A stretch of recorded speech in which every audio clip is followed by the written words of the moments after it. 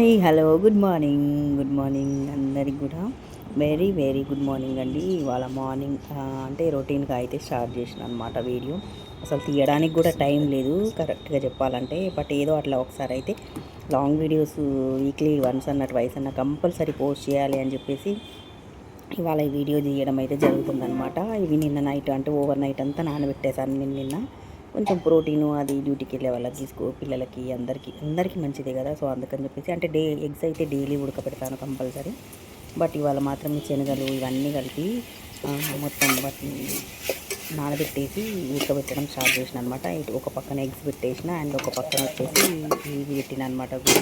వీటిని ఏమంటారో నాకు నో ఐడియా కానీ పెట్టేసిన. ఎగ్ తినేస్తారు, బాక్స్లో పెట్టుకుంటారు ఇష్టం ఉన్న వాళ్ళు, లేదంటే తినేసి వెళ్ళిపోతారు, ఎవరిష్టం వాళ్ళదని చెప్పేసి ఉడకబెట్టేసి ఉడికిన తర్వాత వాటిని స్ట్రెయిన్ చేసి అయితే పక్కన పెట్టేసిన. ఇంకా వంట స్టార్ట్ చేయాలి కదా. వంట దగ్గరకు వచ్చేసిన టీ పెట్టేసుకొని నార్మల్గా వంట చేసుకోవడం అంటే తొందరగానే అయిపోతుంది. Curry and rice with tea ఇంకేదైనా ఎగ్స్ ఉడకబెట్టుకుంటే అది అయిపోతాయి. కానీ ఈ టిఫిన్ సెక్షన్ పెట్టుకున్న రోజైతే చాలా లేట్ అయిపోతుంది అనమాట.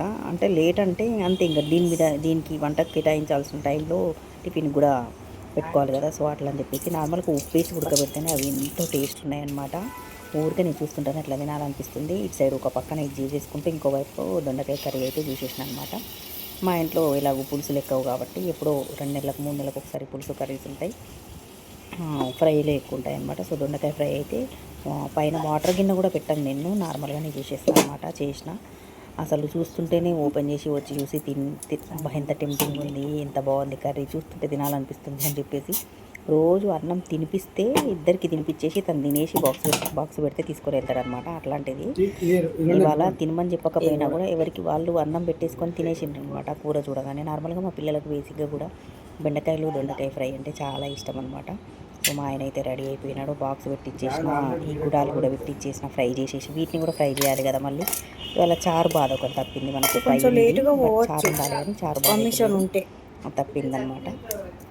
మొత్తానికైతే ఇవాళ ఇట్లా గడిచిపోయిందనమాట నా టైము. ఇంకా నేను కూడా తినేసేయాలి కదా, చేసుకున్నాం కదా అని చెప్పేసి తిందామని ప్లేట్లో పెట్టుకున్నాను. బాయిల్డ్ ఎగ్, ఉప్పు కారం అదంతా వేసి అన్ని 5 ఎగ్స్ అన్నీ కట్ చేసి ఉప్పు కారం వేసి పెట్టినాడు అనమాట. మా ఆయన వాళ్ళు వాళ్ళు తిన్నారు, నాకు ఒక 3-4 పీసెస్ ఉంచినారు.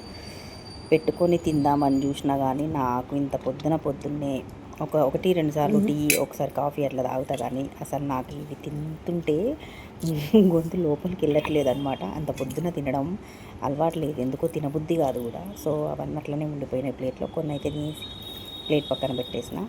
ఇంకా ప్రతి ఉమెన్కి కంపల్సరీ, ప్రతి గర్ల్కి ఎవరికైనా కూడా పెద్దగా అయిన తర్వాత ఆడపిల్లలు తప్పదు కదా ఈ పనులన్నీ కంపల్సరీ. ఎంత మంచి జాబ్ చేసుకున్నా ఎట్లాంటి పొజిషన్లో ఉన్నా కూడా ఈ వంట కార్యక్రమాలు ఇవైతే తప్పవన్నమాట. ప్లీజ్ హై పాయింట్స్ ఉంటాయి నా వీడియోకి, పోస్ట్ చేస్తున్నాను నేను long videos.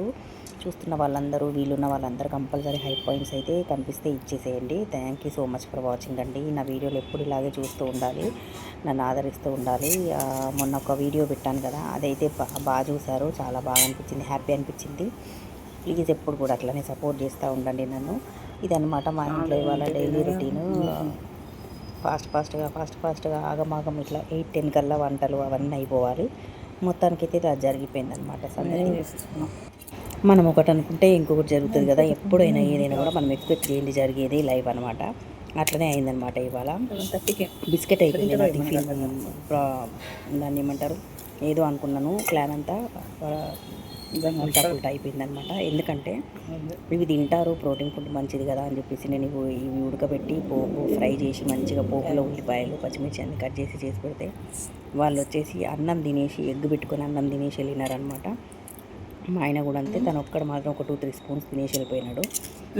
Thank you so much for watching అండి. ప్లీజ్ ఎప్పుడు కూడా మా వీడియోస్ మీరు ఇట్లాగే చూస్తూ ఉండండి, హైప్ ఇస్తూ ఉండండి. Please do like, share and subscribe. And మా వీడియోని కనుక ఎవరైనా ఫస్ట్ టైం చూసినట్లయితే తప్పకుండా నా ఛానల్ని అయితే సబ్స్క్రైబ్ చేసుకోండి. Thank you so much for watching.